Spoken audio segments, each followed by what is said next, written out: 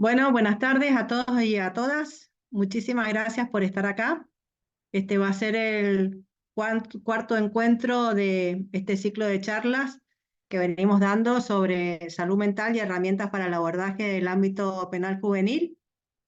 Recuerdan que esto está organizado por la Coordinación del Fuero Penal Juvenil, la Dirección de Derechos Humanos y Acceso a la Justicia y el Centro de Capacitaciones e Investigaciones Manuela Sáenz.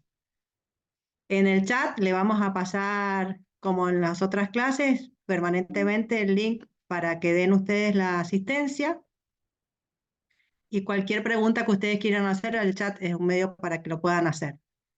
Bueno, en esta última charla la vamos a dividir en dos partes porque tenemos dos expositores que vienen de distintos organismos y para poder organizar el tiempo, primero va a hablar y le damos la bienvenida a la licenciada Marta Intucci, que actualmente es la coordinadora del Plan Provincial de Adicciones de la Dirección de Salud Mental y de la provincia.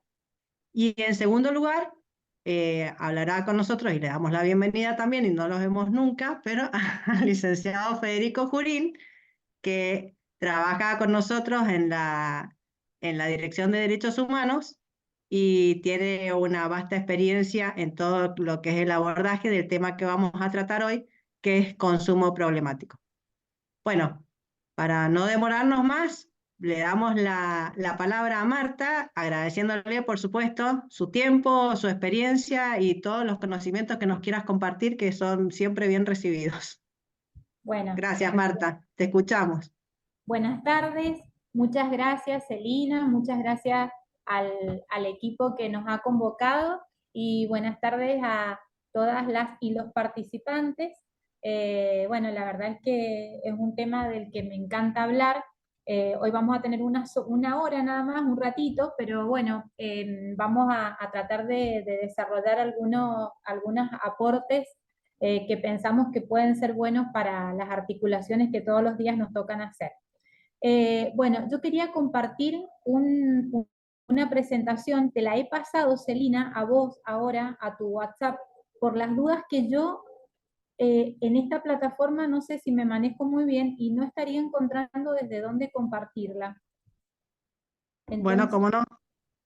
A ver, esperame un segundito. si querés hacerlo vos, yo igual, bueno, voy empezando.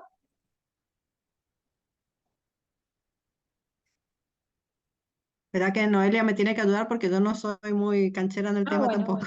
bueno. Porque Sí. yo pensé que se hacía desde acá, desde un lugar que no, me parece que no.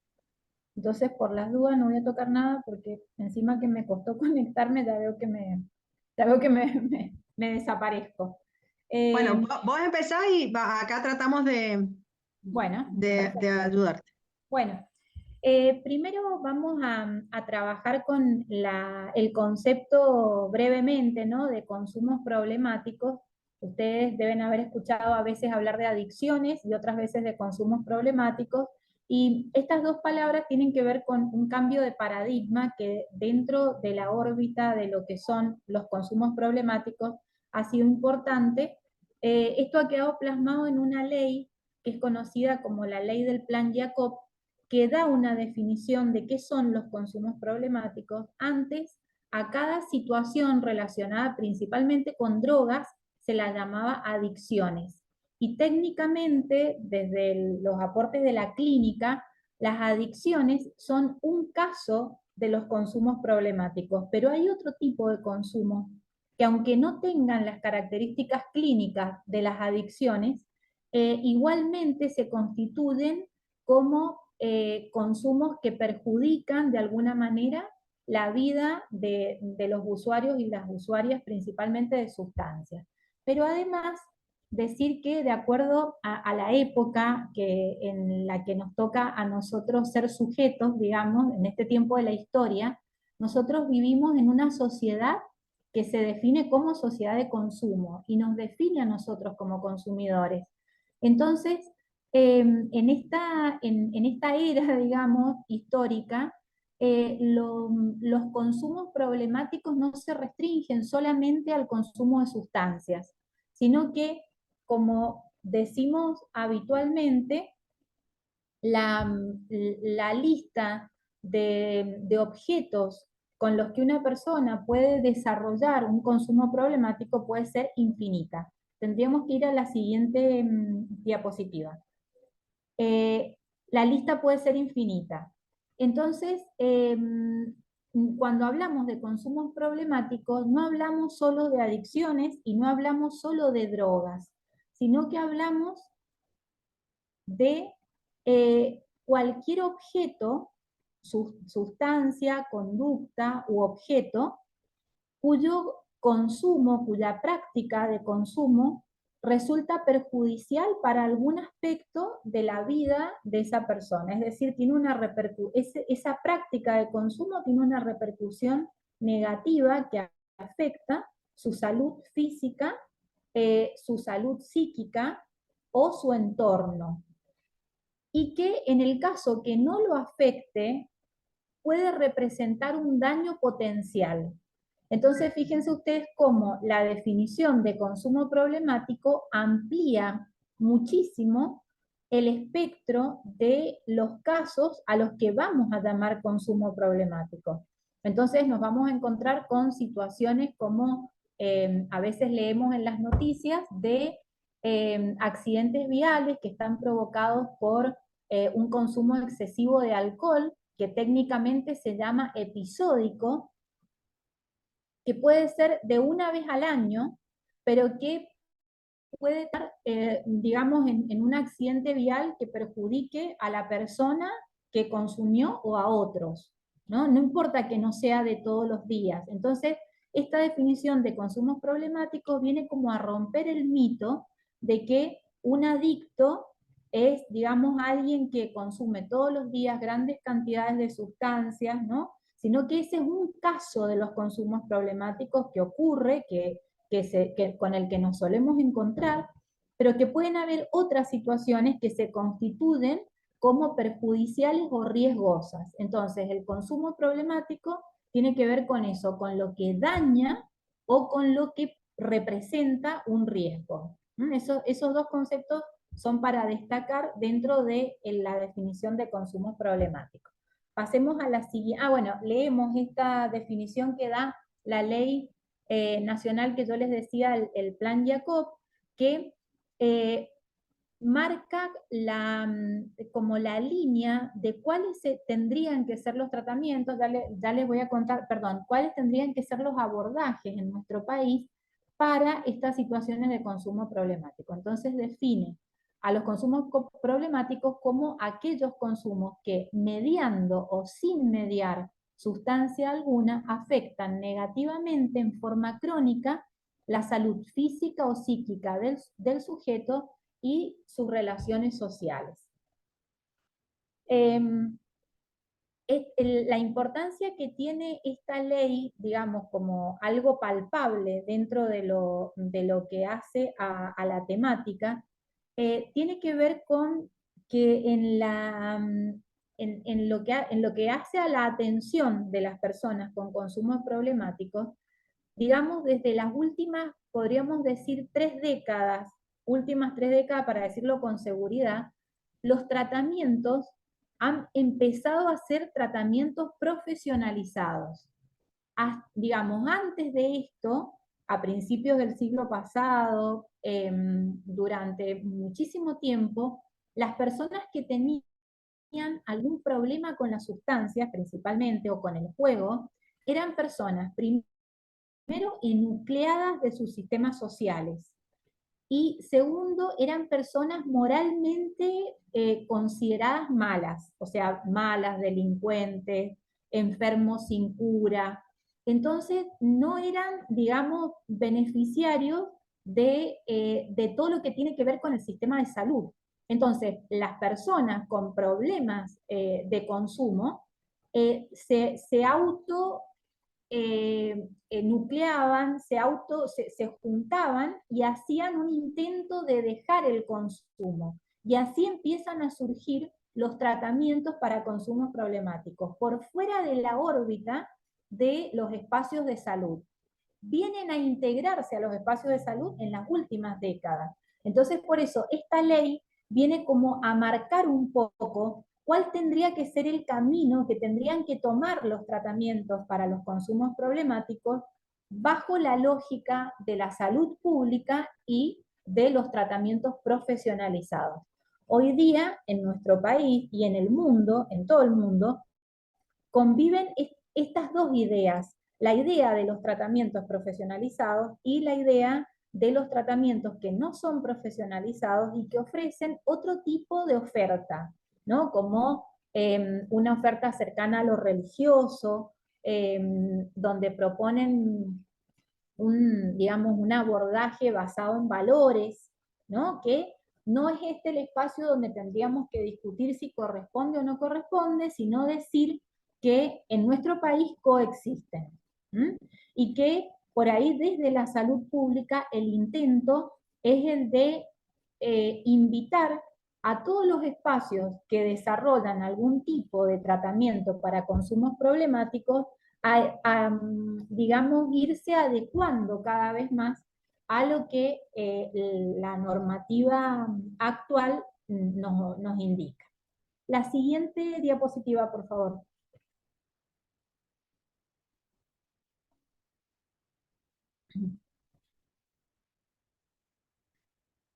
Entonces, bueno, de esto hablamos cuando hablamos de consumos problemáticos, ¿no? De aquellas prácticas que realizan los sujetos en relación a un objeto y que de esa práctica se desprende un daño o la posibilidad de un riesgo.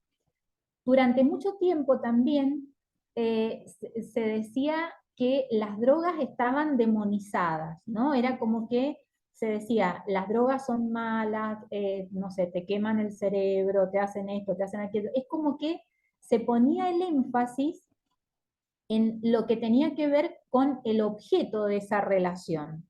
Hoy día ya no hay dudas, digamos, en los distintos ambientes científicos, que cuando hablamos de consumo problemático, tenemos que tener en cuenta al menos 3 variables para cada situación. El sujeto, que es quien se acerca, quien consume, quien tiene esa práctica, que puede ser una práctica que lo daña o que potencialmente representa un riesgo, el objeto con el que desarrolla ese tipo de relación y el contexto. No existe ningún consumo problemático que pueda ser mirado por fuera de estas 3 variables. Cada vez que nosotros decimos, hay un consumo de cannabis, tenemos que mirar el sujeto, el objeto y el contexto. Porque aunque el cannabis tenga un efecto X sobre el consumo, sobre la persona que consume, y tenga el mismo efecto en términos de principio activo de la sustancia, siempre va a tener alguna modificación el tipo de cannabis que se consiguió, el estado en el que la persona consume, el estado físico y el estado psíquico en el que la persona consume, y el contexto que tiene que ver con quiénes lo hace y qué sistema de apoyo tiene esa persona que desarrolla determinada práctica de consumo. Entonces, siempre, en todas las situaciones, nosotros para pensar un consumo problemático vamos a tener que partir de la evaluación de estas 3 variables. La siguiente diapositiva, por favor. Quería decir que, me olvidé de decirlo al principio, que si alguien quiere hacer alguna pregunta, levantan la mano y vamos trabajando sobre las preguntas que surjan. ¿Mm? Digo, que tengan que ver con lo que vamos desarrollando, bueno, o algo que surge a partir de lo que vamos desarrollando, no solamente las dudas, ¿no? Sino, bueno, cualquier aporte que quieran compartir, con gusto levantan la mano y los escuchamos. Bueno, entonces, siguiendo con lo que tiene que ver con el diagnóstico de los consumos problemáticos, decíamos, estos tres ejes, estas tres variables, nos llevan a estas preguntas, ¿no? ¿Qué es lo que se consume? ¿Qué se consume, no? Un caso típico que hoy día lo vemos con muchísima frecuencia tiene que ver con la cocaína, ¿no? La cocaína es una sustancia ilegal que ha sido consumida en nuestro país durante mucho tiempo de forma inhalada. Desde hace varias décadas empezó a usarse el desecho de la cocaína, que se conoce como Paco, ¿no? Que es una droga que se fuma, y hoy día estamos viendo como variantes de la cocaína, ¿no? Que están relacionadas un poco con la variable económica de accesibilidad, digamos. La cocaína se adultera con otros componentes, y bueno, tenemos un caso tristísimo que ocurrió hace un año, 1 o 2 años atrás, de las personas que murieron por el consumo de cocaína adulterada. Entonces, no es, la droga no es la misma, aunque el principio activo de la sustancia sea el mismo. Y eso también tiene que ver con el contexto, porque la accesibilidad de las drogas está directamente relacionado con la accesibilidad económica de las personas que la compran. Entonces, eso, digamos, ya nos llevaría a un análisis que nos podría tomar 2 horas más de tiempo pensarlo, y todas las consecuencias que eso tiene. Bueno, ¿quién consume? Es otra pregunta importante, porque no es lo mismo consumir drogas a los 15 años, a los 10 años o a los 25. No estamos diciendo si es bueno o es malo, si hace bien, o sea, no es esto, digamos,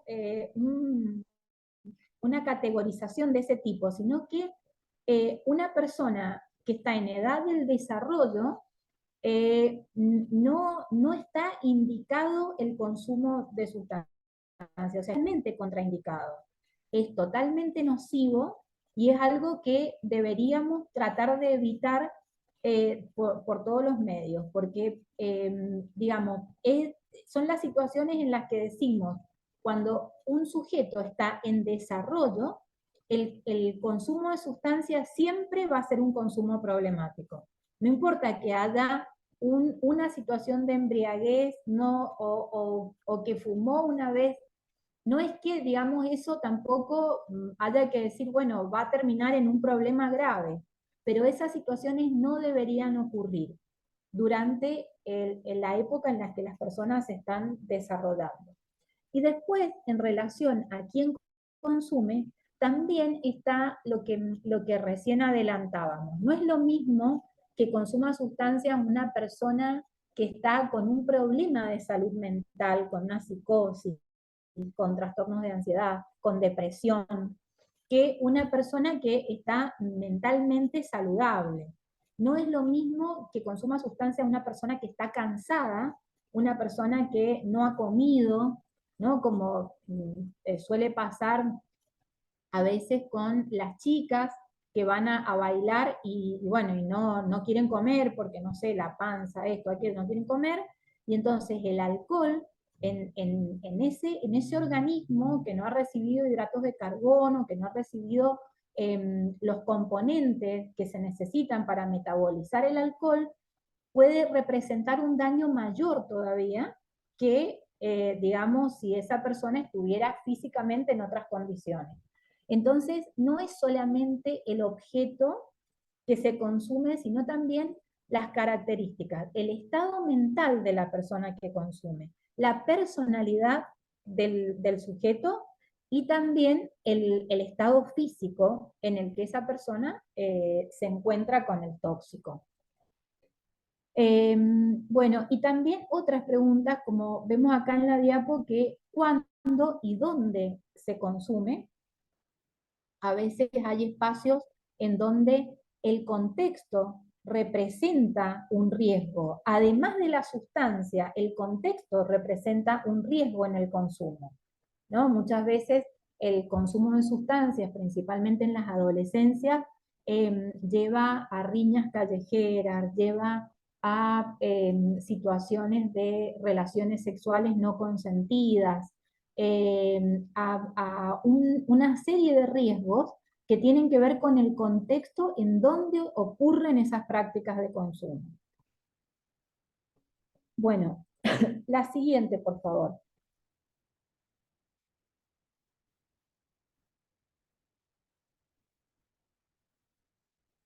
Bueno, y esta cita la propongo para reforzar y ampliar un poco más lo que también adelantaba al inicio, que tiene que ver con esta inclusión de los consumos problemáticos dentro de la órbita de la salud y dentro de la salud, digamos, del subcapítulo de la salud mental. Hoy día para nosotros puede que sea corriente considerar, como lo dice la Ley de Salud Mental en su artículo 4, que las adicciones deben tener un tratamiento como cualquier otro padecimiento mental, ¿no? Como ser tratadas como un padecimiento mental más. Pero esto no ha sido siempre así y tampoco, digamos, es totalmente así. Está en la ley, está en la creencia de muchas personas que trabajamos en la temática, pero todavía existen resistencias, sobre todo en el pensamiento, de poderle ofrecer a los usuarios y usuarias de drogas la posibilidad de ser considerado eso como un problema de salud.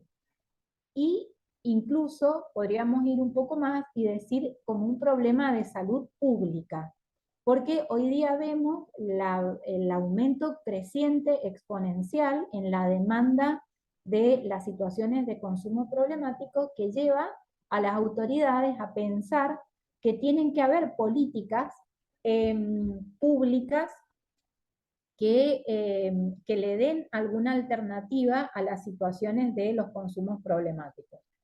Pero bueno, digamos, esto tiene que ver con poder dejar de mirar las situaciones relacionadas a las sustancias como algo moralmente malo, como algo que es un vicio o muchas veces como algo que es de la voluntad, ¿no? Como decir, bueno, pero ponete las pilas, deja de tomar, o sea, si ves que eso no te hace bien, si ves que eso te perjudica, que te daña, ¿cómo no le podés poner un fin? ¿Cómo? Y en realidad es porque hay una alteración de la voluntad, principalmente en las situaciones donde está establecida la compulsividad del consumo, ¿no? Que quiere decir que una persona tiene una dependencia física con el tóxico y una dependencia psíquica y ha desarrollado, digamos, esta cuestión de que el eje de su vida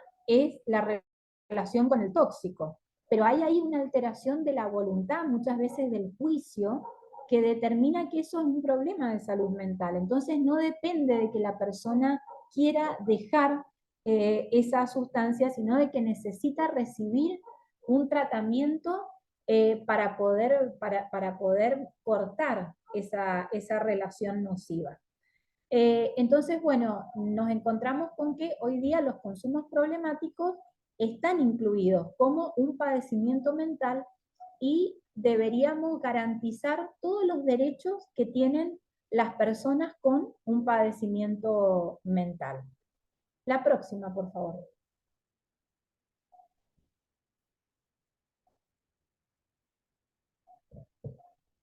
Sintéticamente, ¿no?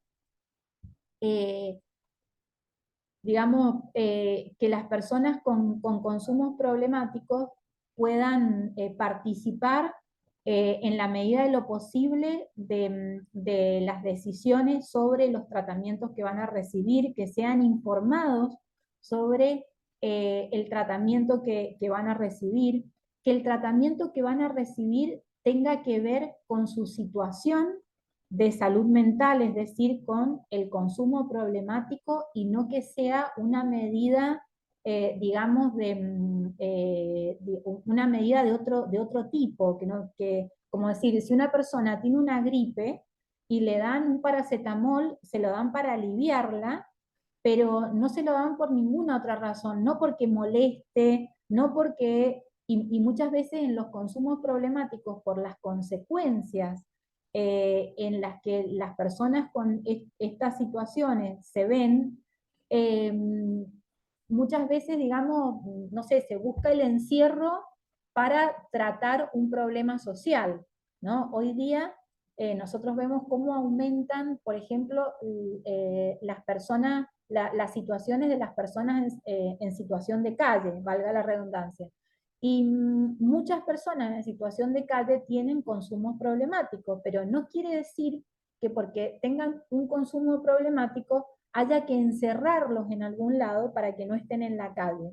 Porque sería como decir, bueno, una persona, no sé, porque no tenemos tal medicamento, le vamos a cortar la pierna para salvarlo.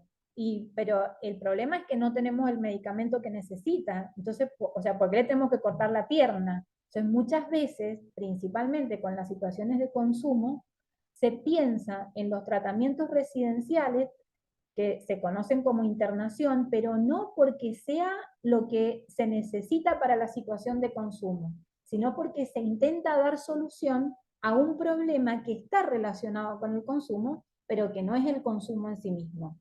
Entonces, por eso es, digamos, poder pensar tratamientos que tengan que ver con la situación de consumo de ese sujeto, como lo decíamos recién, en esta triada de sujeto, objeto y contexto. Muy importante decir que, así como lo marca la ley de salud mental, nosotros también lo sostenemos desde lo técnico. Hoy día los abordajes tienden a ser interdisciplinarios e intersectoriales, porque hemos como comprobado, por lo menos en los últimos 20 años, que cuando los tratamientos son como aislados, ¿no? Digamos, no sé, en un consultorio, que interviene una institución, generalmente son tratamientos que fracasan, ¿no? Entonces, la articulación de los distintos sectores y el abordaje interdisciplinario es lo que generalmente tiene que ver con el éxito de los, si se puede decir con el éxito, digamos, de los tratamientos para las situaciones de consumo. Eh, en alguna época, como decíamos recién, los tratamientos a veces tenían que ver, digamos, con que la persona se esforzara, ¿no? Con, digamos, como tener que pagar un castigo por haber provocado lo que provocaban con el consumo, ¿no? Pero esos tratamientos incluso muchas veces tenían efectos en las personas, es decir, las personas dejaban de consumir, pero esa situación no tenía repercusión en la inclusión social que después una persona necesita. Los problemas de consumo, digamos, suelen provocar muchos efectos en los lazos sociales, las familias se cansan, las instituciones se cansan, bueno, la persona se va quedando sola con la droga, digamos, sale de la escuela, sale de la familia, la pareja se cansa, y cuando una persona logra cortar con esta compulsividad y logra armar un proyecto de vida, la tarea más difícil es poder reconstituir todo este tejido si es que alguna vez lo tuvo, ¿no? Porque hoy día también nos encontramos con que hay muchas personas que mucho de esto no lo han tenido nunca. Entonces es que lo tengan por primera vez a veces. Pero bueno, creí que había alguna parte. Entonces, Bueno, la inclusión es un gran tema dentro de los consumos problemáticos. O sea, no es solamente el abordaje psiquiátrico, no es solamente el abordaje psicológico, sino que la cuestión de la inclusión es una pata importantísima dentro del tratamiento. Bueno, y para decir algo en relación a la internación o para decir algo más, a mí me gusta más llamarle tratamientos residenciales, que es como los nombra la ley del Plan Jacob. Por ahí, bueno, reforzar esta idea de que, tomado de la ley de salud mental, que los tratamientos residenciales para consumos problemáticos, ahí me parece que hay un micrófono que si se pudiera silenciar. Bueno, digo, los tratamientos residenciales, primero tienen que aportar mayor beneficio que cualquier otra oferta terapéutica. Segundo, como decía recién, tienen que ser en función de criterios técnicos, digamos, interdisciplinarios. O sea, no puede ser una medida, digamos, para que no esté en la calle o porque no hay otro lugar donde esa persona pueda estar o porque no tiene familia o porque no tiene quien lo cuide. Los tratamientos residenciales principalmente son, en términos técnicos, para cortar la compulsividad y darle un tiempo a ese sujeto de poderse rearmar interna y externamente en una idea de vida nueva, ¿no? Entonces, generalmente son meses. Las primeras semanas son para poder cortar la dependencia física, la dependencia del tóxico, que eso lleva más o menos unos 15 o 20 días en lo general. Después, un tiempo que nosotros, digamos, como caseramente le decimos deshabituación, porque a mí me gusta poner el ejemplo de las parejas. Cuando una pareja se separa, ¿qué pasa? Digamos, por más que haya, no sé, odio, lo que sea, pero en algún punto se extrañan, ¿no? Se extrañan, ay, hacía esto, o antes iba al cine, o antes hacía tal cosa con esta persona, y uno extraña. Bueno, digamos, con las sustancias, las personas tienen una vida armada en relación al tóxico. Entonces, cuando se separan de ese tóxico, primero hay que desacostumbrar el cerebro y después desacostumbrar al sujeto, porque el sujeto sigue extrañando esas compañías, esa vida que tenía al lado del tóxico.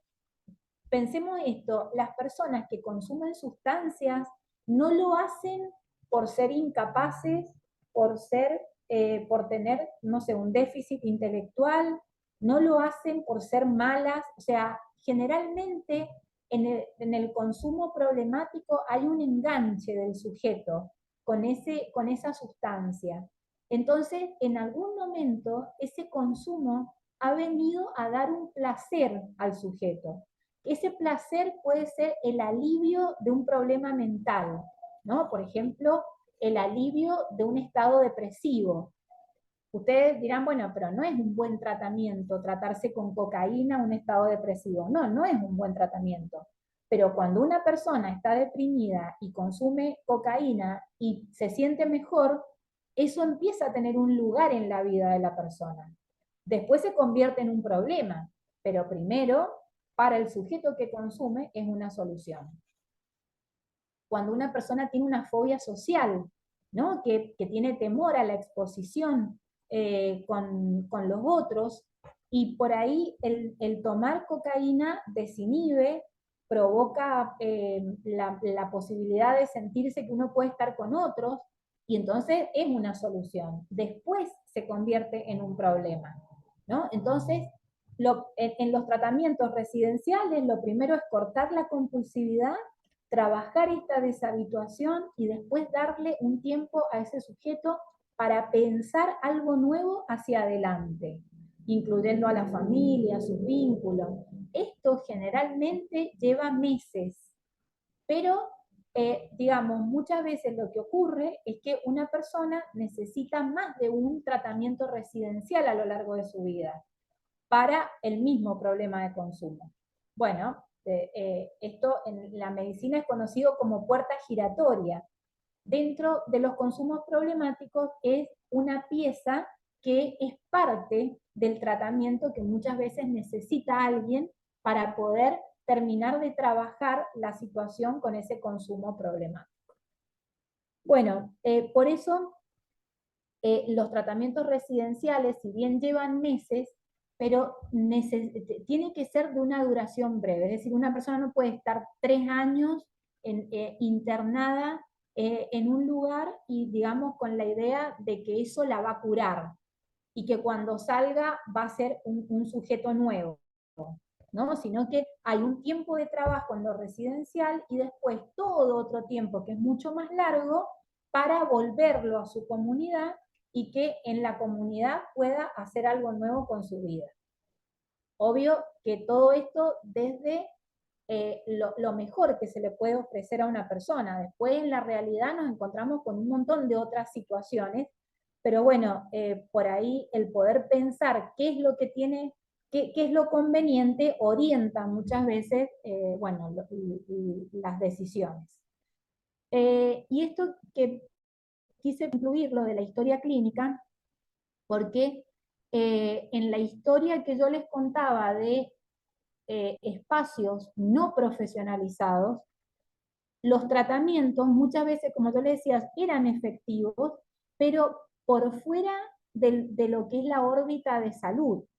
Entonces, hoy día, el hecho de que los consumos estén dentro de la órbita de salud y de salud mental y que la normativa, las leyes atraviesen las situaciones de consumos problemáticos, da la posibilidad de ir incluyendo todos estos elementos dentro de los tratamientos que reciben las personas con consumos problemáticos. Bueno, pasemos a la próxima.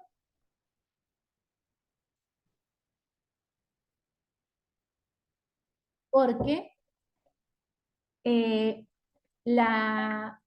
bueno, la propuesta de hoy tiene que ver con la cuestión penal juvenil, ¿no? Entonces, un poco caracterizar cuáles son las condiciones que nos encontramos hoy en relación al consumo en las adolescencias. ¿Por qué caracterizarlo hoy? Porque no siempre fue como lo vemos hoy. O sea, los que llevamos algunos años trabajando en esta temática, nos acordamos cuando los adolescentes y las chicas y los chicos consumían como en una etapa de rebeldía, podríamos decir, para decirlo rápidamente, ¿no? Como tenían consumos ocasionales en donde, no sé, la sustancia era un poco lo que compartían con pares, pero en algunos casos se constituía un consumo problemático, digamos, de otras características, y en otros casos esas situaciones pasaban, las chicas y los chicos podían elaborar algo de los problemas que ocurren durante la adolescencia y después seguían su camino. Hoy día no nos encontramos con estas situaciones de consumo de sustancias, sino que nos encontramos primero con un descenso marcado, significativo y preocupante de la edad de inicio en el consumo, que ya ni siquiera es en la adolescencia, sino que es en la infancia, la edad de inicio. Después nos encontramos con que un porcentaje alto de los consumos problemáticos de la adolescencia concurren, digamos, en un estado de comorbilidad con otras patologías mentales, lo cual complejiza el consumo problemático y complejiza el abordaje también, ¿no? Porque, digamos, se nos presentan clínicamente como juntas estas situaciones. Y los profesionales tienen que hacer todo un trabajo de evaluación, de diagnóstico, para ver, para decirlo en términos caseros, qué es primero, si el huevo o la gallina, ¿no? Porque fenomenológicamente estas situaciones aparecen totalmente entretejidas.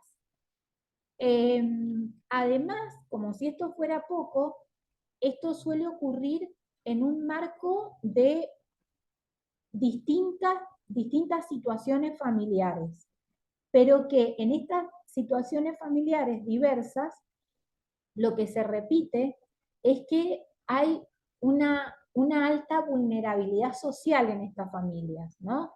Es decir, cuando nosotros hoy tenemos personitas de 15 años que están consumiendo, generalmente son hijos de usuarios de sustancias, que probablemente también la generación siguiente es también usuaria de sustancias. Nos encontramos con realidades sociales bueno, que tienen que ver con esta vulnerabilidad de que las chicas y los chicos están bastante solitos hoy día, en términos de lo que significa el rol del adulto, el rol del adulto que mira, que acompaña, que protege. Es decir, hay referentes, pero referentes que a veces no están en condiciones ni de acompañar, ni saben cómo proteger, o no están presencialmente con ellos. Entonces, todo esto hace que las situaciones de consumo de sustancias en las adolescencias sean algo bueno, que nos preocupa mucho, que el abordaje tiene que ser con muchos dispositivos de apoyo, con dispositivos que nosotros decimos dispositivos intermedios, ¿no? Pero de apoyo para, bueno, poder ayudar a transitar estas situaciones de otra manera. Bueno, un aumento importante también de la demanda de internación, tanto para las urgencias como decíamos recién para los tratamientos residenciales en adolescencia, y algo que ha empezado a sonar mucho en los últimos años después de la pandemia, que tiene que ver con el uso de la tecnología, principalmente los juegos online, donde a veces hay apuestas, y ha empezado a ser un problema importante. La siguiente, por favor.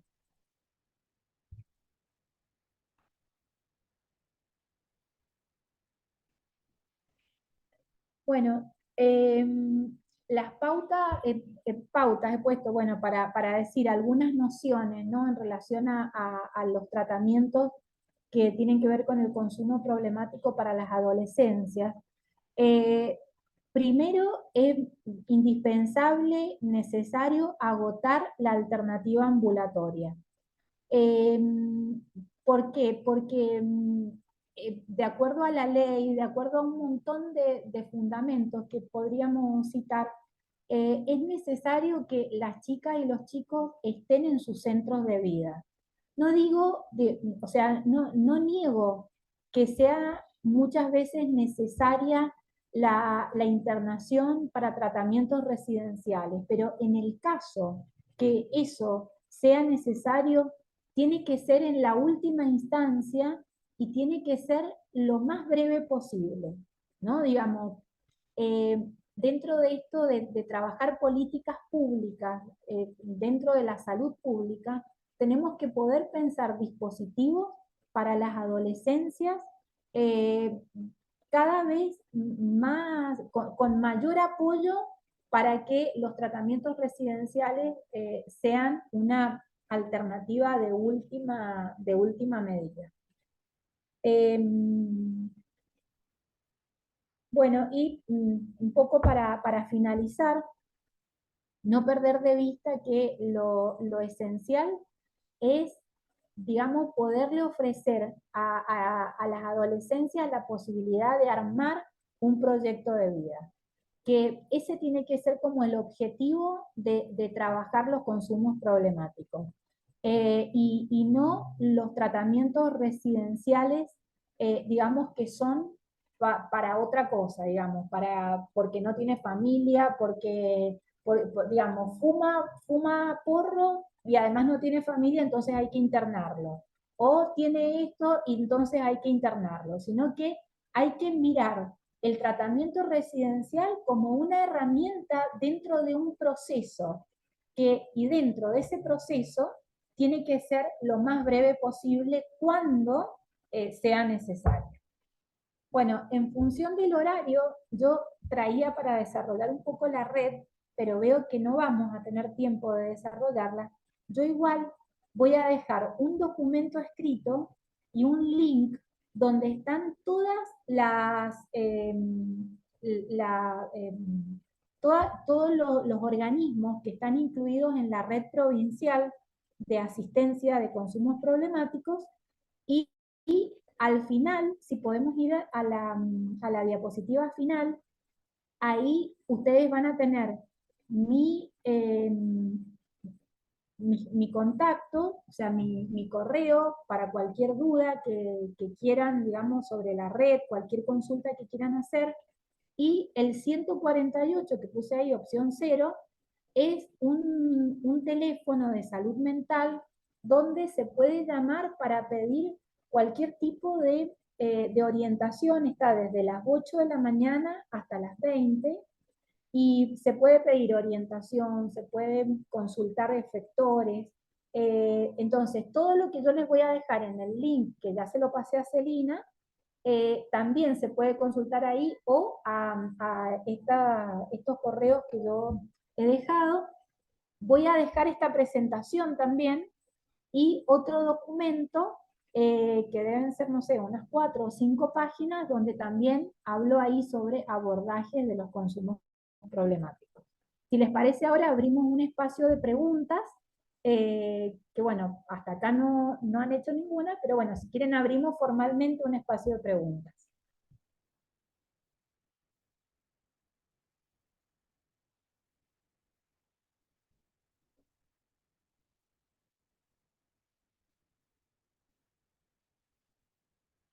Sí,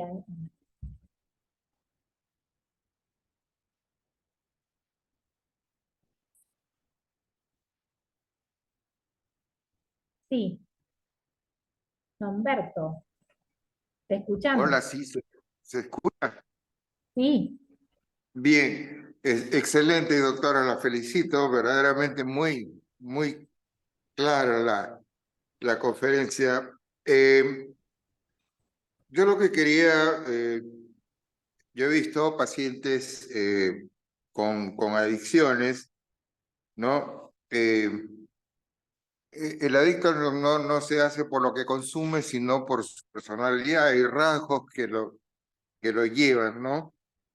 Muchas veces me preguntan si es innato, si es genético.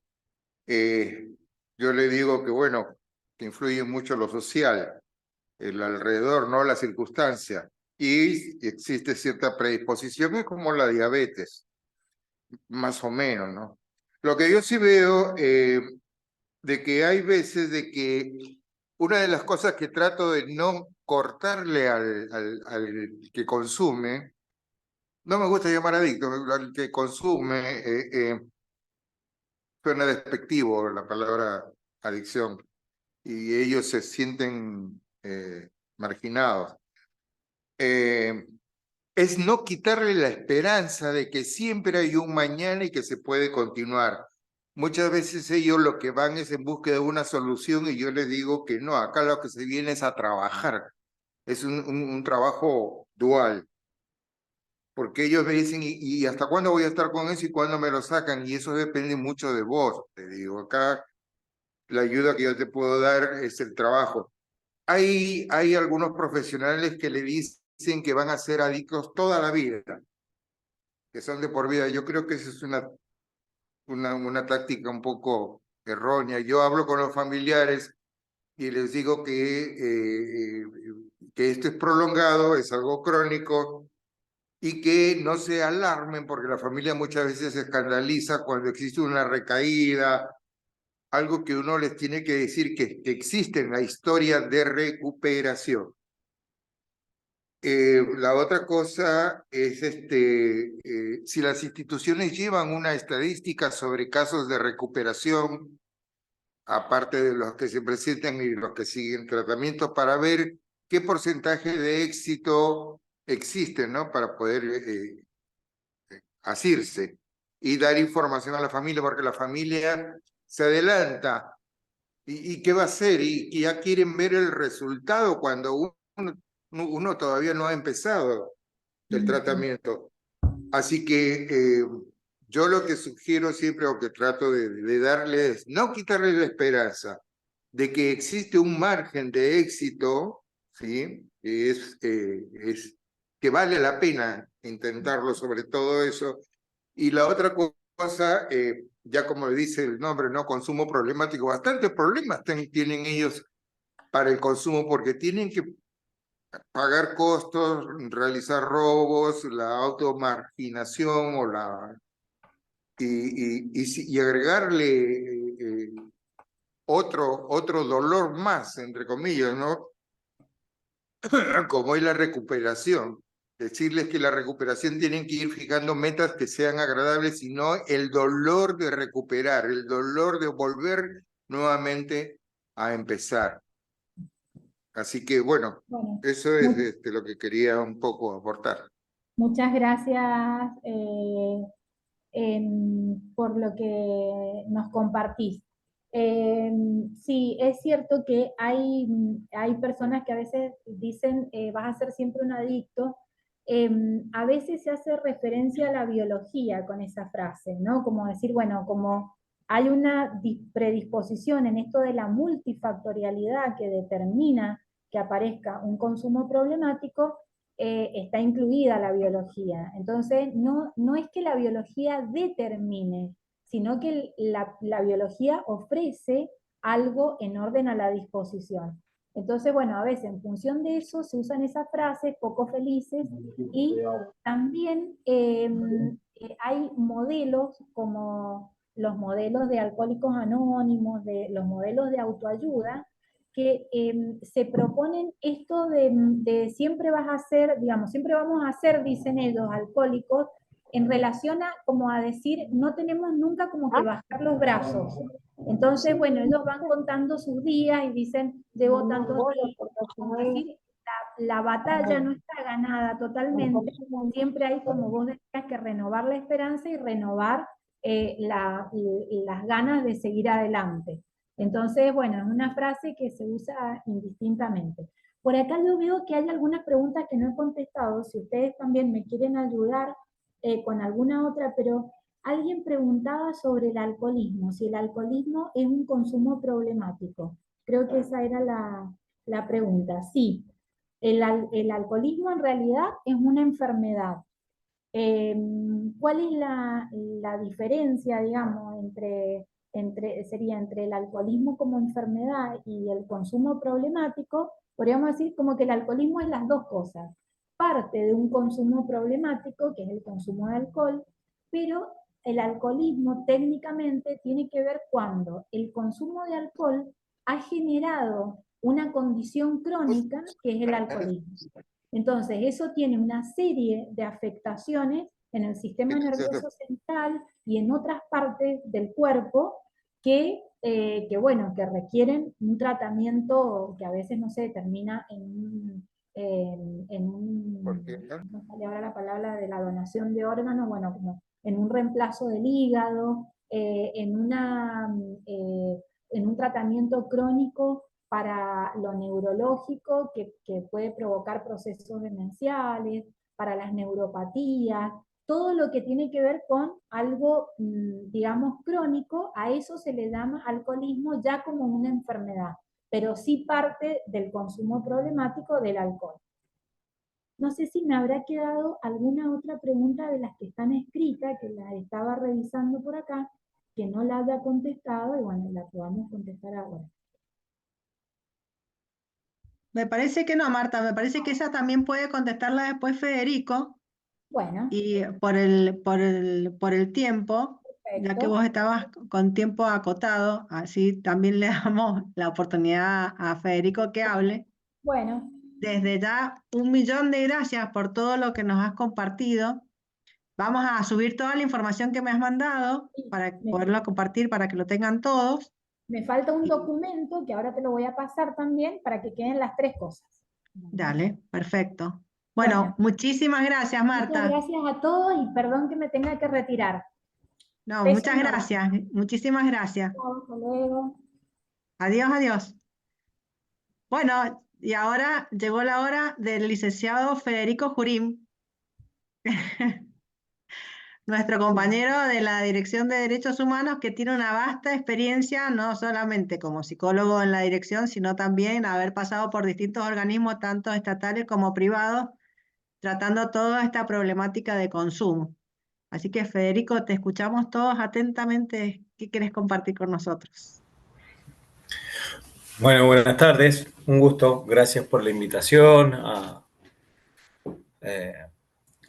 todas estas personas que han estado organizando todo este ciclo de charlas. Así que, bueno, también agradecer a nuestro ministro coordinador, al doctor Omar Palermo, que también nos posibilita estas instancias formativas que son bastante interesantes. Veía las preguntas que estaban en el chat y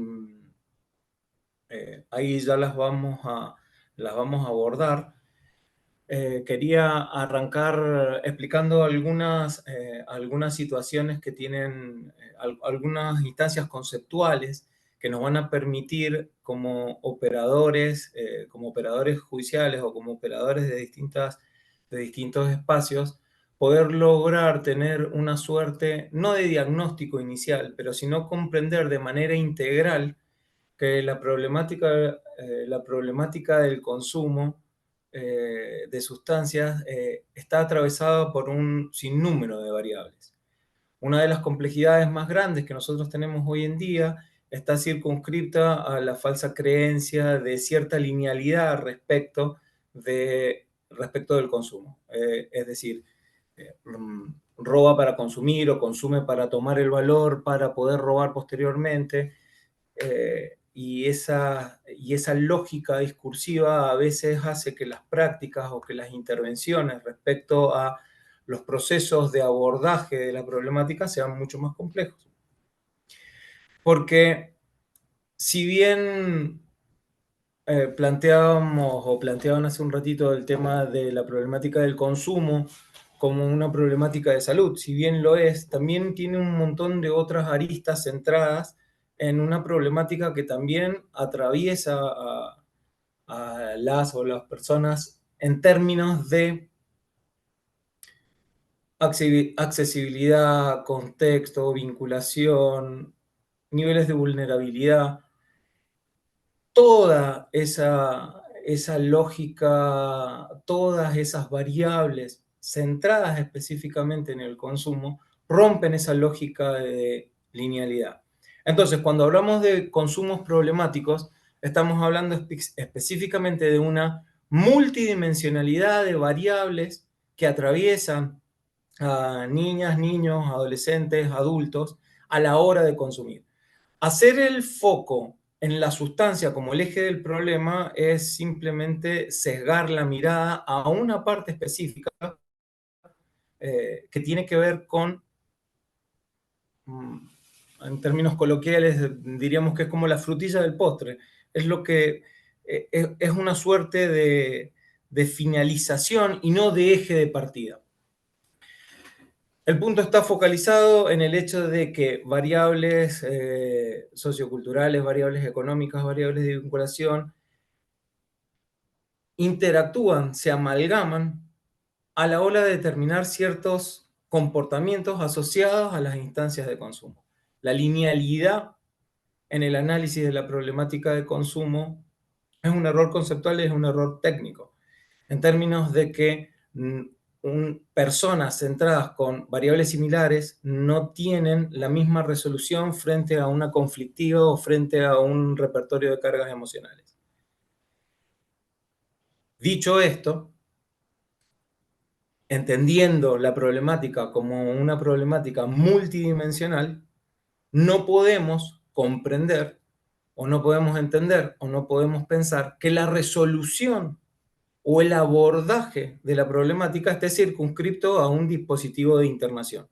Nunca un dispositivo de internación, un dispositivo privativo de libertad va a resolver una problemática multidimensional, sino todo lo contrario, simplemente va a poner un coto o un cese a determinadas conductas de consumo que si no hay un abordaje multidimensional, la problemática va a seguir existiendo, va a seguir coexistiendo con la persona en términos de que son instancias aprendidas. Es decir, son conductas que a lo largo de la vida, son conductas que a lo largo de las experiencias, son conductas que en correlación con cargas emocionales posibilitan y esto sí muy entre comillas, un mecanismo resolutivo. Por ahí solemos escuchar que consumir es una manera de resolver un conflicto y si bien es inadecuado, pero no deja de ser una variable de análisis. Digamos, la posibilidad del consumo está naturalmente asociada a la inmediatez que produce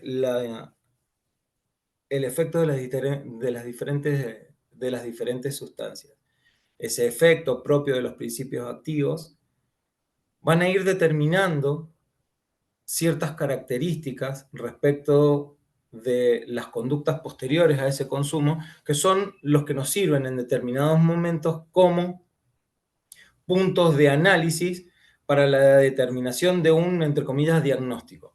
Hoy día, si bien entendemos que hay muchos avances y muchos procesos en términos de crecimiento en problemáticas de salud, no ha pasado en esta misma lógica de la problemática del consumo de sustancias, sino lo que se han incrementado son las variables de consumo, y frente a esas variables de consumo o ese repertorio de conductas asociadas al consumo,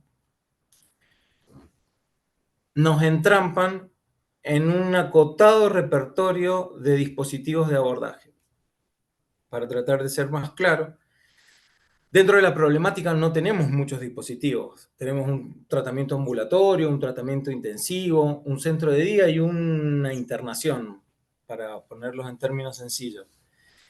De esos repertorios de abordaje no tenemos ninguna otras alternativas.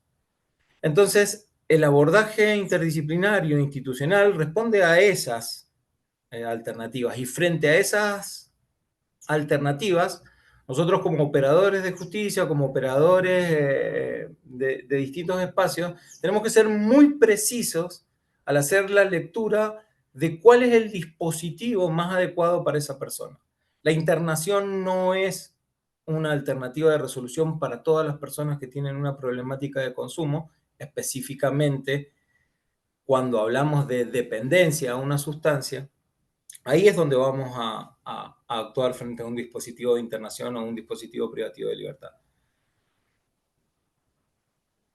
Nos parece muy importante hacer esta aclaración porque generalmente tienden a visualizar, inclusive a veces las mismas familias, en la desesperación o en la intencionalidad de querer ayudar a uno de sus integrantes, que la internación sería el dispositivo adecuado.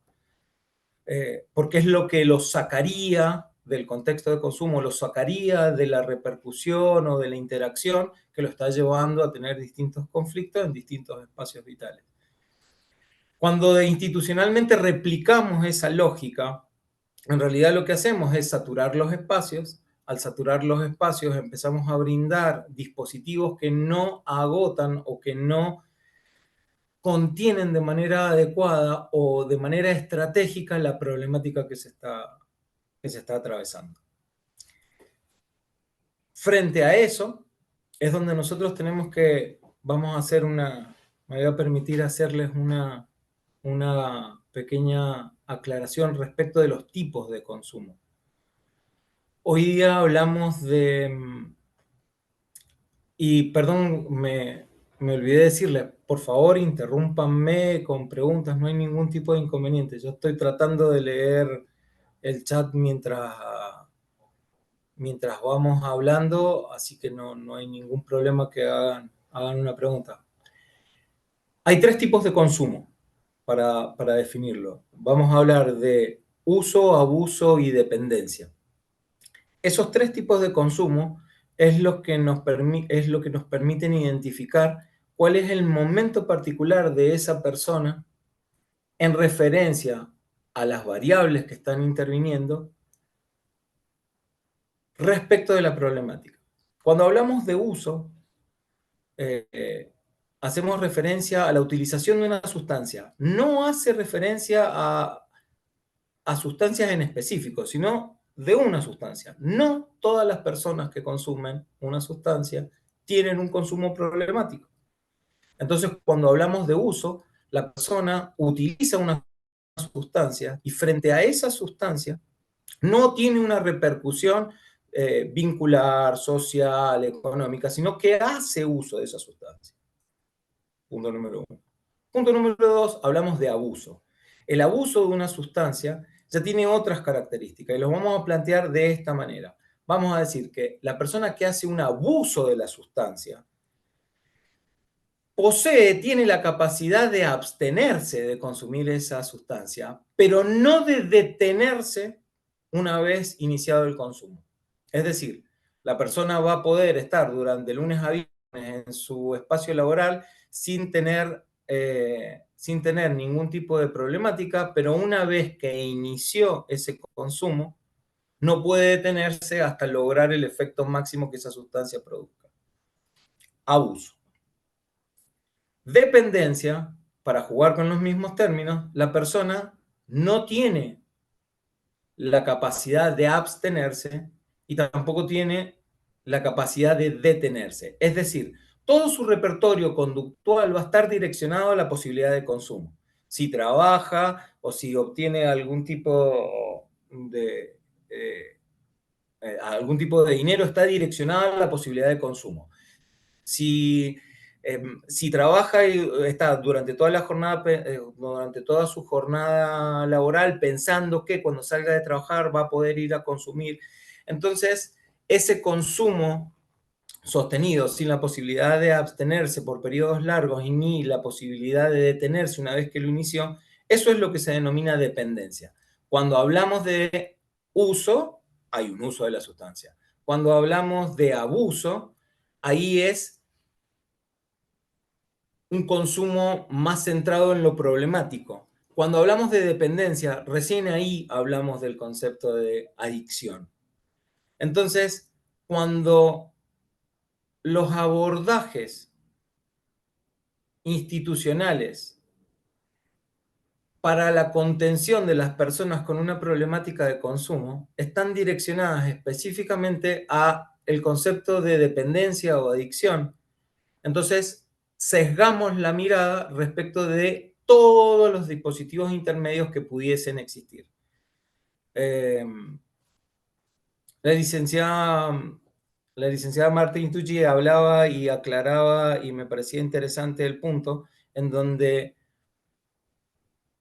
de todos los dispositivos, siempre hay que agotar los dispositivos que están previos a la instancia de internación, los tratamientos ambulatorios, los centros de día, que posibilitan dar herramientas a la persona que tiene una problemática de consumo, y frente a esa problemática de consumo, la persona va a poder ir haciendo acciones parciales que le den una posibilidad sostenida en el tiempo de poder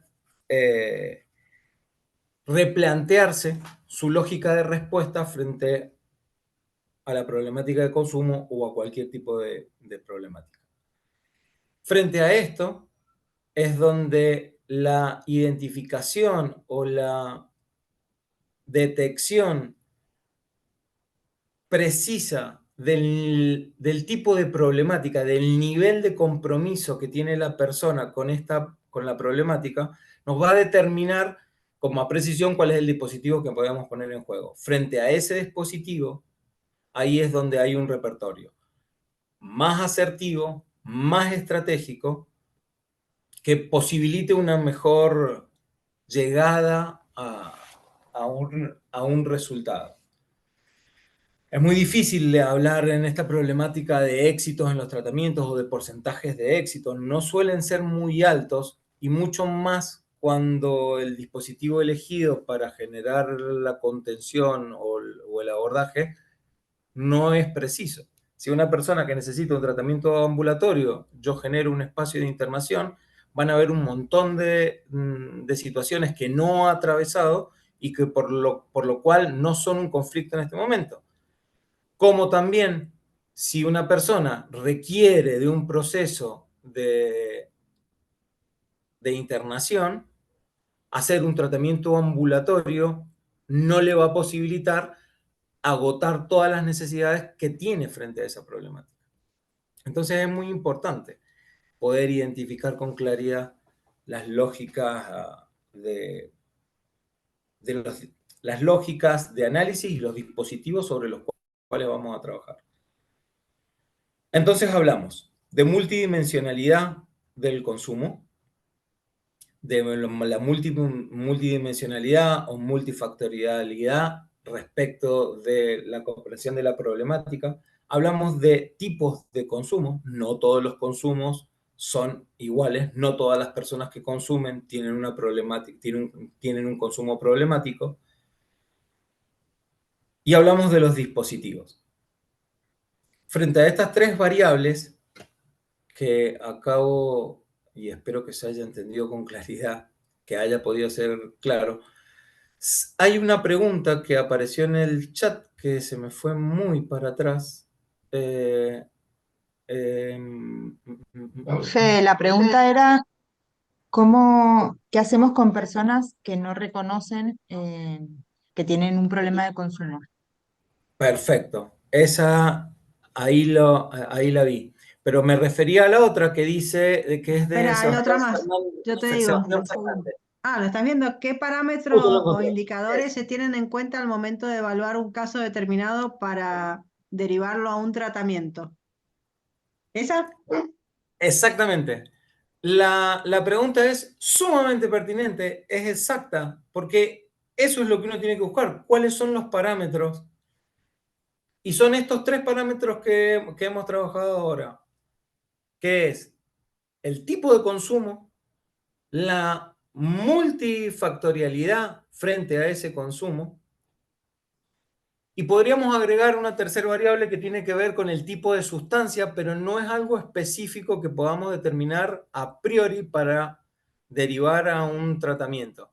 Los indicadores para un ambulatorio, estaríamos hablando en estos tipos de consumo cuando yo hablaba de abuso de sustancia.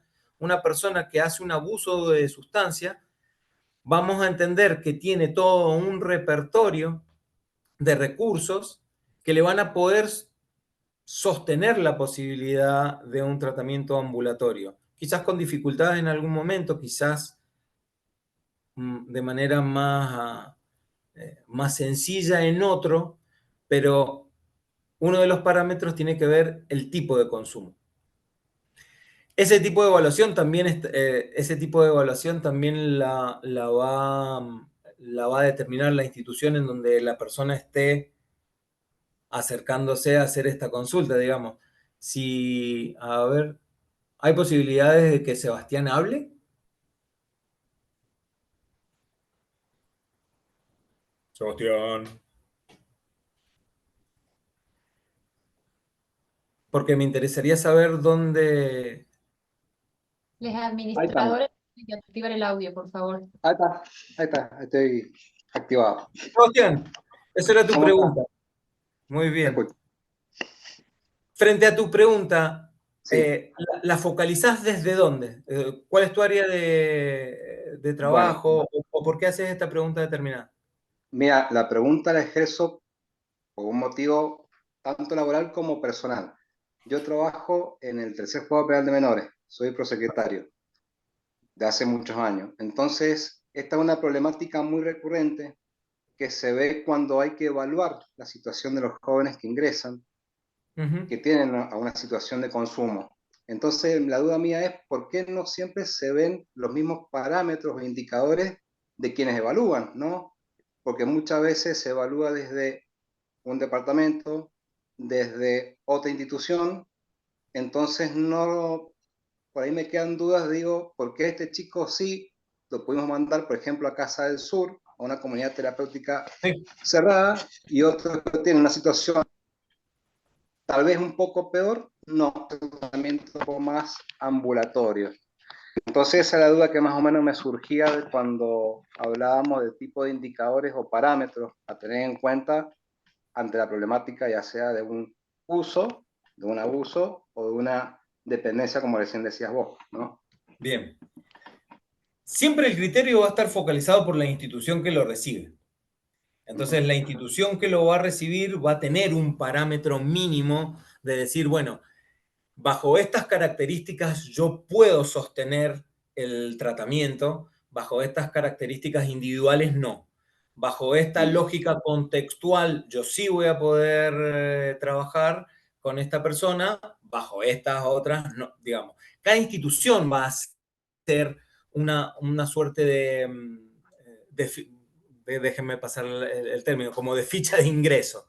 Es decir, bueno, ahí me acuerdo hace muchos años en Cable a Tierra, que fue la última comunidad terapéutica que quedó acá en Mendoza. Hoy día están los campamentos, pero Cable a Tierra fuera de la órbita del Estado como institución.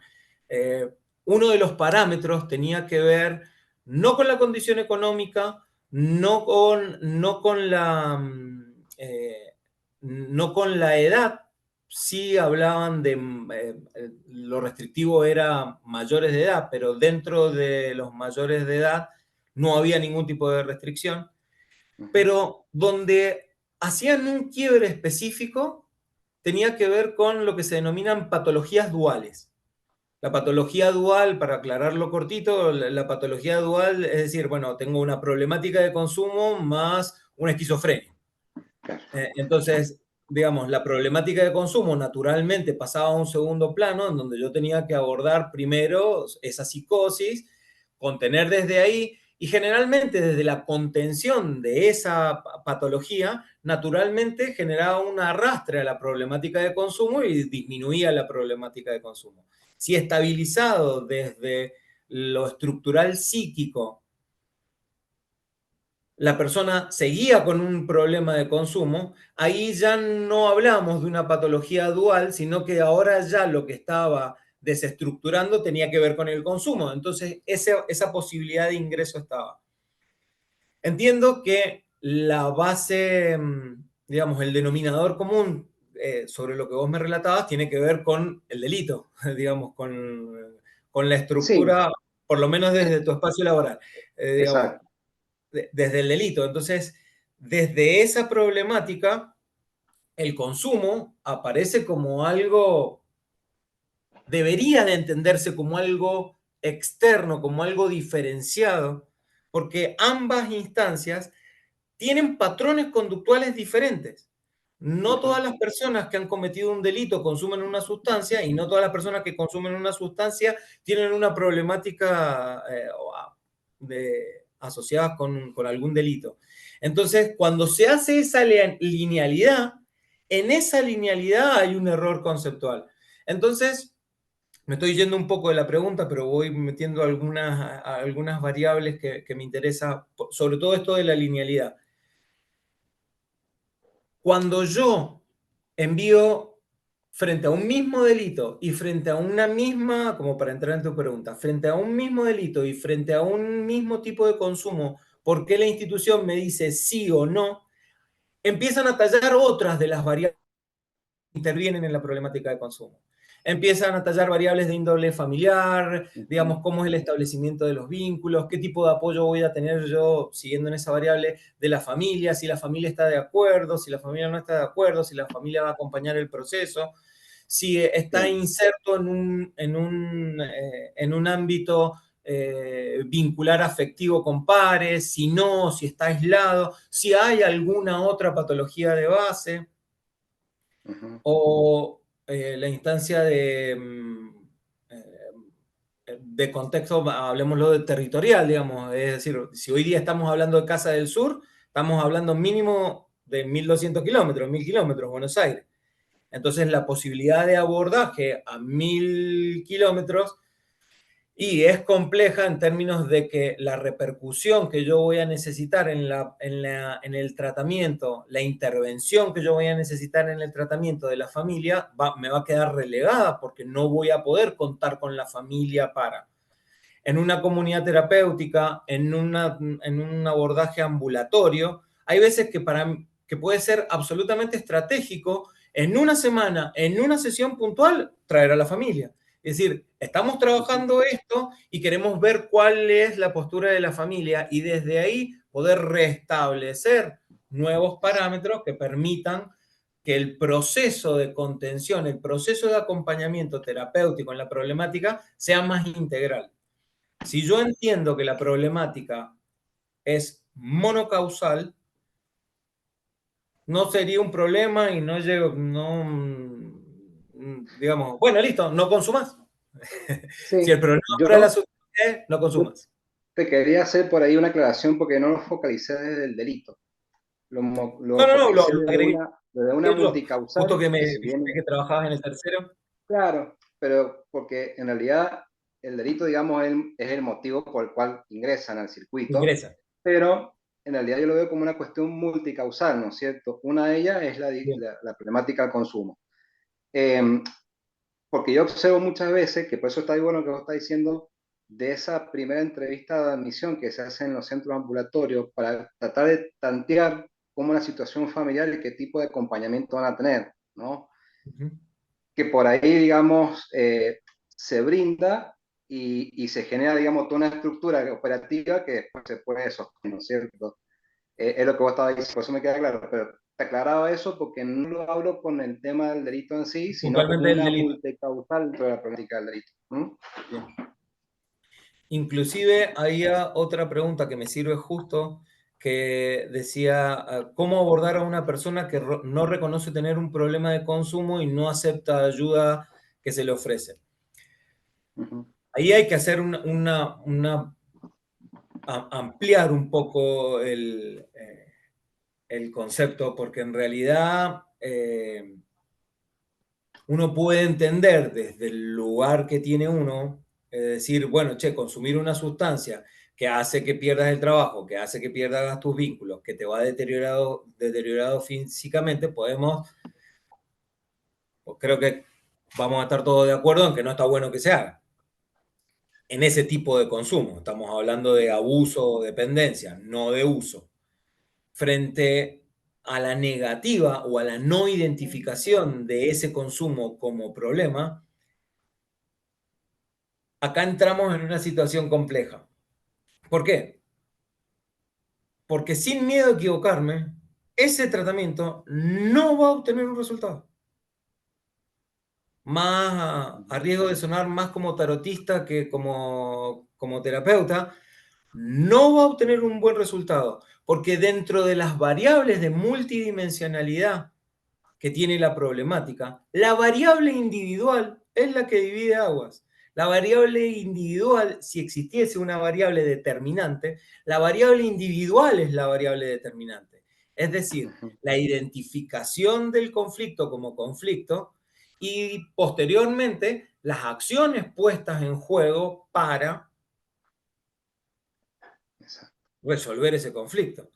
A ver, frente a la negativa de una persona, la exigencia de realización de un tratamiento no aborda buenos resultados. A veces el tema de la privación de libertad en pos de protección o el aislamiento de la persona en una institución como protección para cortar los circuitos de consumo, lo único que hacen es lograr una deshabituación del consumo, lograr una abstinencia forzada que se va a rearticular, que se va a reestructurar una vez que la persona salga de ese espacio. Lo que nos puede llegar a pasar eventualmente, casi anecdóticamente, es que en esa reclusión de la persona, sea el dispositivo que sea, exista la posibilidad de que la persona pueda plantearse la problemática de consumo como una problemática, que su consumo sea problematizado. Si la persona logra problematizar su consumo, ahí ya estamos abriendo un abanico absolutamente distinto, con posibilidades de resolución absolutamente distintas, con posibilidades de abordaje distintas. Digamos, a veces los procesos de revinculación con el entorno familiar, con el entorno afectivo de pares, con la práctica de un deporte, con la posibilidad de acceder a un estudio, a la escuela, son elementos que ayudan no a resolver la problemática de consumo, pero sí a problematizar el consumo, a que yo me haga la pregunta de decir, che, esto no está tan bueno. Eso no está tan adecuado. Y frente a eso, ahí es donde uno tiene que trabajar con la mayor precisión técnica que se pueda, porque, como dije en un primer momento, son muy poquitos los dispositivos para el abordaje de esta problemática. Espero haber podido contestar por ahí. Tengo una manito levantada.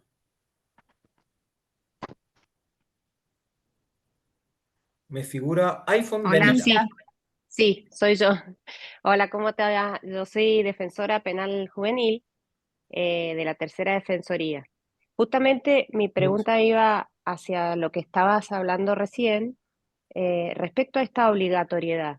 A mí, Sí. como defensora, nosotros viste que tenemos intervención en el proceso penal y también en este proceso de medidas de protección. En estas medidas de protección se me plantean estos dos interrogantes. ¿Cuánto se puede obligar a alguien a hacer tratamiento psicológico desde la justicia como parte de una medida de protección? Es decir, cuando no hay, como vos decís, una permeabilidad, una adhesión del joven a hacer el tratamiento. Entonces, yo veo que muchas veces desde lo ambulatorio se toma como una medida de protección que debe cumplir sí o sí, y que si no cumple puede dar lugar a una medida más restrictiva de su libertad. Y en otros casos, cuando estas medidas no han tenido efecto y se sabe que tiene problemas de adicción o de consumo, no queda como otra salida, porque bueno, sabemos que Casas del Sur algunos chicos pueden ir, otros no. Yo la verdad que pienso que es un lugar bastante distante para los tratamientos, amén de que a veces puede funcionar bien, pero como vos decís, dificultoso para las familias. Entonces, lo único que queda es que el chico sea alojado en la Dirección de Responsabilidad Penal Juvenil, desde la cual se lo priva de la libertad a los efectos de que pueda realizar un tratamiento, o sea, que se lo lleva al chico al CPA o al Cedronar o a donde depende de su situación, ¿cierto? Para hacer el tratamiento. Entonces, a mí lo que se me plantea ese interrogante porque no creo que me parecería bueno que los profesionales pudieran, los profesionales de la salud mental, pudieran dar luz a esto y decir, bueno, sí, mire, usted puede ordenar todo lo que quiera como juez, pero esto depende también de la adhesión del chico y no quiere decir que eso sea un fracaso en el tratamiento proteccional. Correcto. Y en el caso de la internación en la dirección, por ahí, como vos decís, por ahí se puede comprometer a la familia a decir, bueno, lo van a tener que llevar así como está privado de la libertad, bueno, no, que esté en su casa o lo llevamos y lo traemos nosotros, ¿cierto? Al CPA o al Cedronar o a donde sea sin necesidad de privarlo de la libertad, Correcto. porque no me parece que sea la dirección el lugar para el tratamiento de una adicción. Perfecto. Esa última frase es punto de partida. Una internación, una privación de libertad, no entra en ningún análisis respecto del abordaje de la problemática del consumo de sustancias. Lo que estoy logrando es una abstinencia forzada. Si es Bueno, que pero dentro del se da. si es que dentro del sistema no consumen, estaríamos partiendo de esa base. La privación de la libertad como método de abordaje, me voy a la problemática específica, digamos. La privación de libertad, cualquiera sea la institución, la privación de libertad como lógica de abordaje, lo único que me va a posibilitar, el único análisis cuantitativo y cualitativo que yo voy a poder hacer de eso es que durante el periodo que estuvo privado de la libertad no consumió. Claro. Si hubo una internalización de la problemática, si hubo una problematización de sus conductas, si hubo un aspecto reflexivo respecto de esa situación particular, quizás posterior a esa privación de libertad existan nuevas variables en esa niña, niño, adolescente, existan nuevas variables que le permitan abordar, que le permitan decir, bueno, che, esto yo lo quiero resolver, porque la verdad que me sentí re bien sin consumir. Pero estamos Claro. hablando de un porcentaje tan chiquito que suena más a fantasía que a realidad. La Pero lógica como es no muy contamos con compleja. instituciones, se ha convertido un poco la dirección en eso, ¿entendés? Es que, Porque claro, antes lo que por ahí, bueno, pasa es que vulnera había un derecho otro. por otro, digamos. Y sí, entonces te encontrás con padres que yo he estado en las audiencias y me quedo sin poder decir mucho porque el padre dice, yo no puedo más, no tengo más nada que hacer, se me escapa, se me va, y si lo van a matar o se va a matar, y entonces a veces se toma esa determinación de privarlo de la libertad para que pueda hacer el tratamiento. Pero claro, te quedas con el sabor ese de decir, bueno, pero esto es una medida que tiene que ser el último recurso y me parece que se está tomando porque tampoco tenemos una institución donde el adolescente pueda este, tener esa internación sin que sea la dirección. Inclusive si nosotros lo pensamos desde un lugar ajustado a la ley de salud mental, tampoco la obligatoriedad en la internación, digamos, tiene una problemática muy compleja el consumo de sustancias. Es una problemática muy compleja, multidimensional,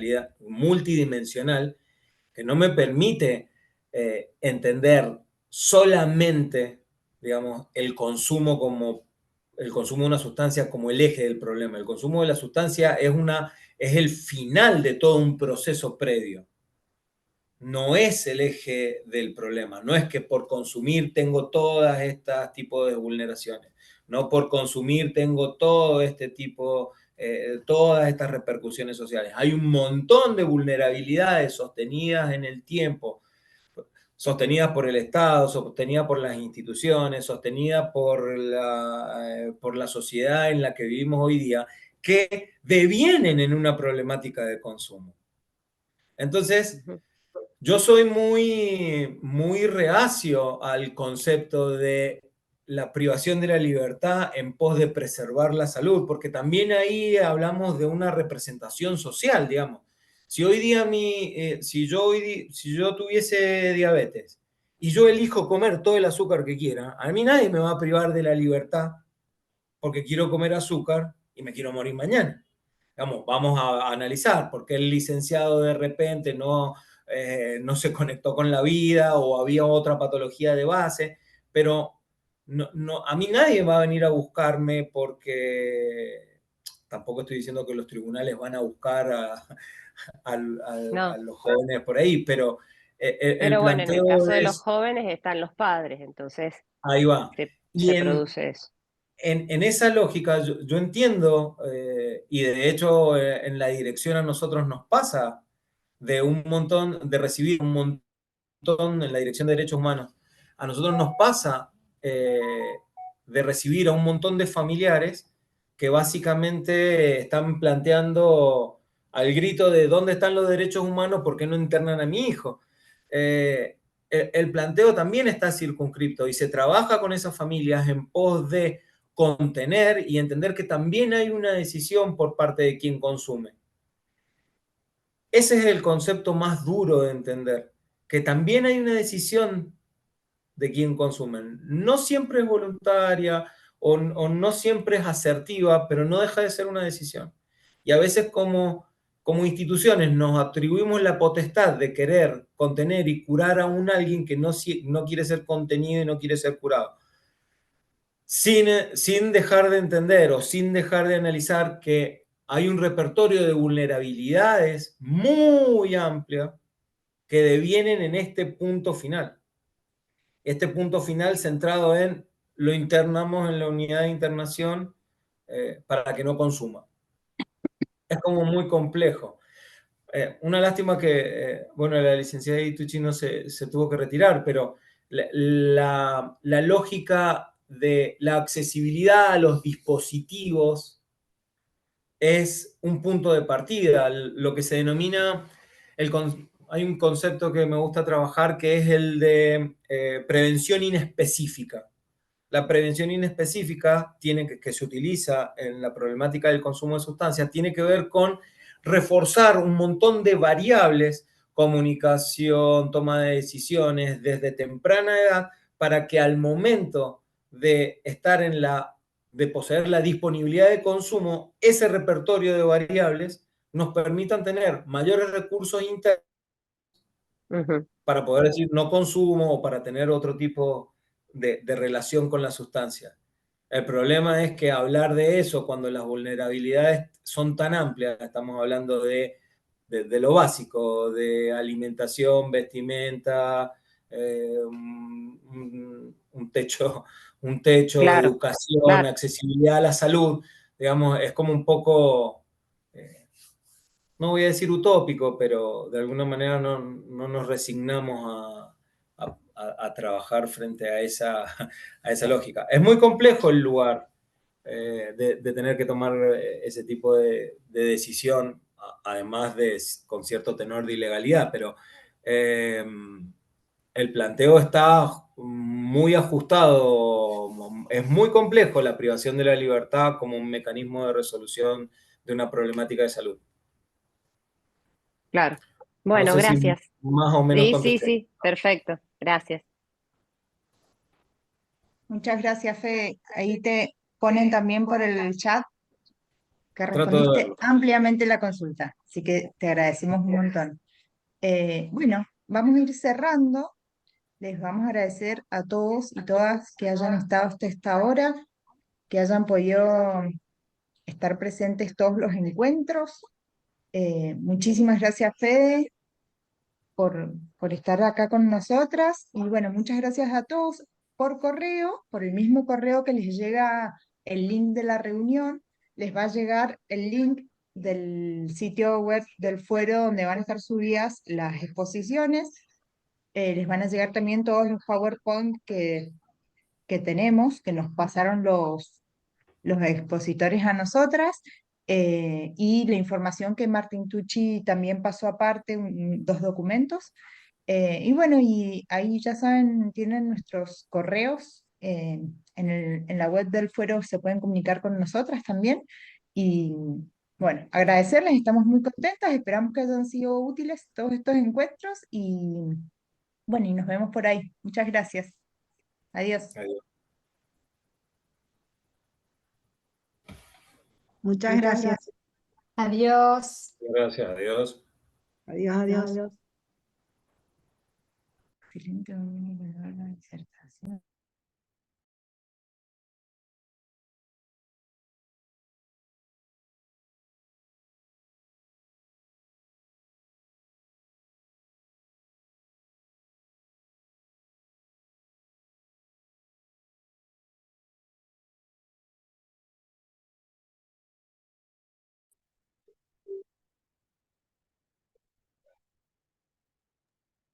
Parás la grabación, ¿no?